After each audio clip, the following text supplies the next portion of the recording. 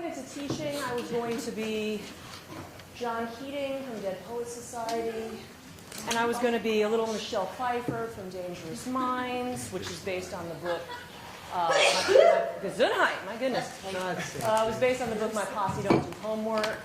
And then, seriously, that's the name of the book. Luann Johnson. And there were a number of those books that I read, all these inspirational tales, true stories from the first year of teaching, and stuff like that. And Stand and Deliver, right? Jaime Escalante. Yeah.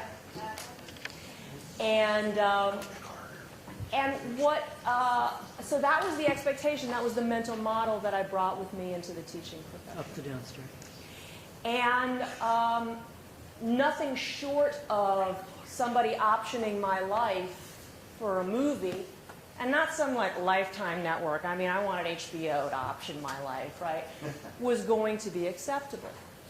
And there are a few flaws in this reasoning.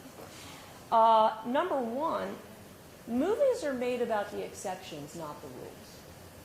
That's number one. Number two, if you look very closely at those movies, look at something like Conrack, which was based on Pat Conroy's The Water is Wide, or you look at Dangerous Minds, or you look at Escalante, there are things that those teachers did that would get you fired in a heartbeat. And in addition, those so-called biopics, those are the particularly dangerous ones, I think, because they make you think that's what a real person can do. I mean, Dead Poets Society is fictional, but Stand and Deliver, that's a real person. Well, if Jaime Escalante can do this in South Central LA, I can certainly do it in Lombard, Illinois. But what they don't tell you is they compressed 8 years of Jaime Escalante's career into one for the purpose of that movie. Okay?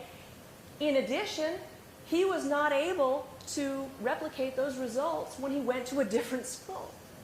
And finally, he had a heart attack in the course of the movie. They neglect that part. The stress almost killed him.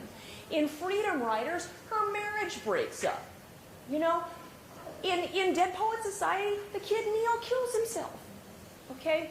But you conveniently ignore that, because you have images of kids standing on their desks and reciting Walt Whitman's "Oh Captain, My Captain," and there was one story I remember. This one teacher who was so inspirational to her class of non-college bound kids that they filled the room with flowers at the end of the year, like third period got you a corsage, but we love you more. Yeah, and I thought that's the kind of first year I expect to have.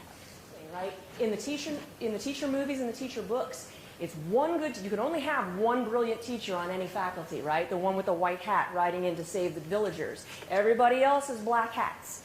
So I had in my head, without realizing it, I've got this adversarial relationship. If I'm going to be the brilliant teacher, all of you people suck, right? And so I had kind of uneasy relationships with my administration, and I was mistrustful relationships with my peers. It was very bad.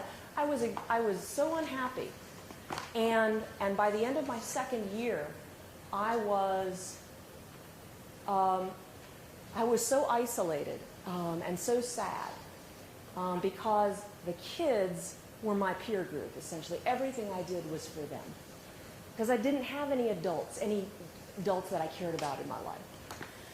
And this is why I am very mistrustful of teacher movies, especially biopics.